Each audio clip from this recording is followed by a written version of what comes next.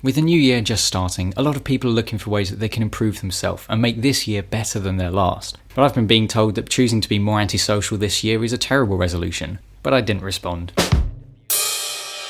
But one game I've always been interested in improving in and getting better and trying to find ways to make my game better has been Rainbow Six Siege. And today I wanted to go over a particular match that I was playing earlier because I think it highlights some people's stubbornness and perhaps relying too much on crutches, and how you can read into it and how you can identify if it's you that's also relying on a crutch. Now in this match I was up against a 3-stack on the enemy team. They all had the same little tag in their online ID, which is a pretty big giveaway that they're in the same clan and almost certainly in a party. And they were playing pretty aggressively. In the first round I got picked off by a rook using a sneaky spot in the cocktail bar, and I will definitely look out for that in future and be very wary of it. And then they very quickly took out the rest of my teammates. In the second round, they were still being quite aggressive. The thing I'd noticed in the first round and in the beginning of the second was that they were just pushing in and they were fragging us.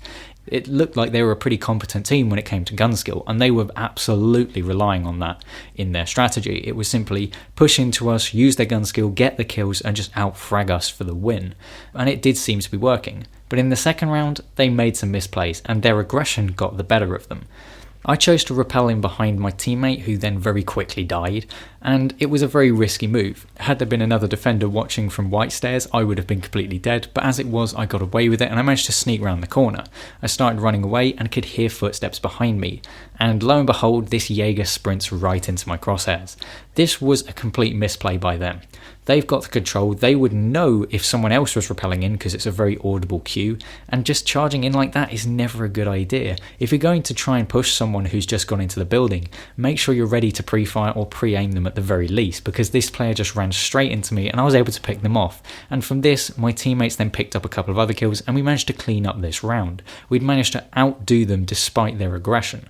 And then they decided to open the third round with some spawn peeking and runouts. They were able to capitalise on this and win that round, and it just highlighted that they were playing aggressively. They just wanted to frag us, they just wanted to get through the game that way. And so by this point, I'd read into this. I could see what they were doing, and my main thought process was, okay, I need to make sure I'm choosing my characters carefully when I'm defending so I can counter their aggression. What can I do to disrupt them the most and cause them to have the most issues? And so when we defended Cocktail Bar, I chose Frost. I knew that when you've got 3 players playing together that are playing very aggressively, they're going to be pretty comfortable. They're not going to think they need to drone because they're going to have an idea of where they think we are and they're just going to push in. As it was, this turned out to be the case. I was able to catch out a couple of them in my Frost traps, and the others just barreled on in. They decided to use a Dekebi call, which, having played the game through Operation Chimera, was the universal sign for an aggressive rushing push, meant that I was just ready for them. I was able to take out the Dekebi and narrowly missed out on taking out the Ash, but my teammates were still able to clear up because the rest of their team had pushed in without droning, got caught in traps, and we were able to clean up the round. In the next round, they were less aggressive, and at this point we'd lost one of our players. We were now 4 against 5. Fortunately, my teammates were able to clear up a lot of the kills. I managed to pick up 1 or 2 and just missed out on this kill on the buck. I was having some issues with my controller and fat fingering, but we were able to clear up that round as well.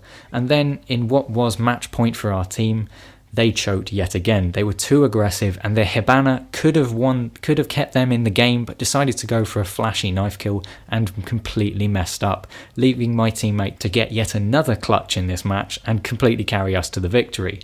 And it was their over-reliance on aggression which is what lost the enemy team this match. They were just expecting to be able to outfrag us and just use their gun skill to win the game.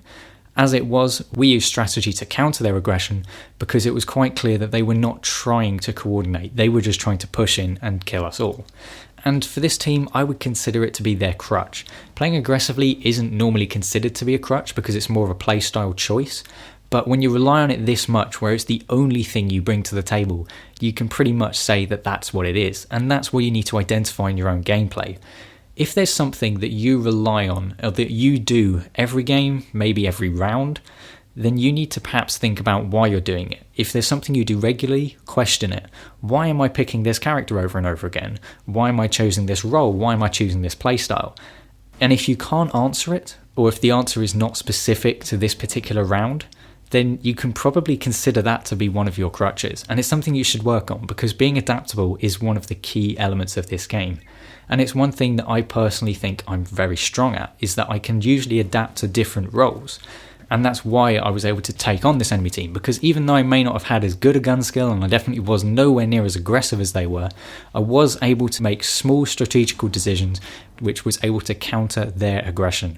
And by reading into that, I was able to help my team win this game, despite not necessarily getting the most kills. And I find the best way to fix a crutch is to do it one step at a time. Maybe you find you have multiple, but the best way to do it is you pick one thing about your gameplay that you think you want to improve. For me, in the last year, it's been being more aggressive as an attacker. I found that I was quite often getting stuck outside the building with 30 seconds left to go, and it's not a fun experience just cowering in a corner waiting for the round timer to end. That's not a fun way to play this game. I've tried to focus on getting myself into the building and actually taking the fight to the defenders. And I would say I've succeeded with that. I'm generally having a lot more fun as an attacker. I feel less scared to push into the building, and it's also made me focus on my drone work, because by choosing that one thing to work on, it's helped me improve other skills that I've needed to, so I can be more successful when pushing into buildings.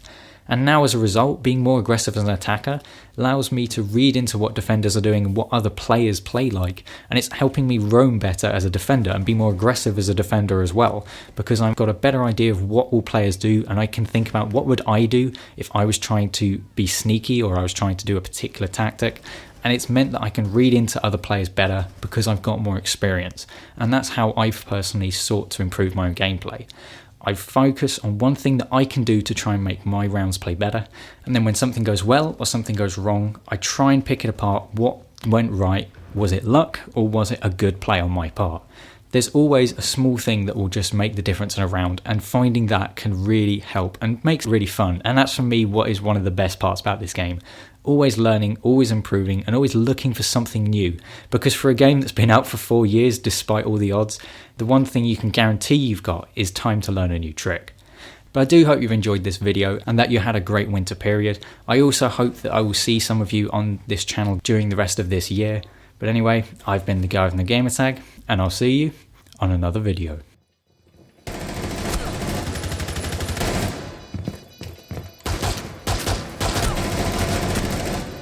Last stop standing.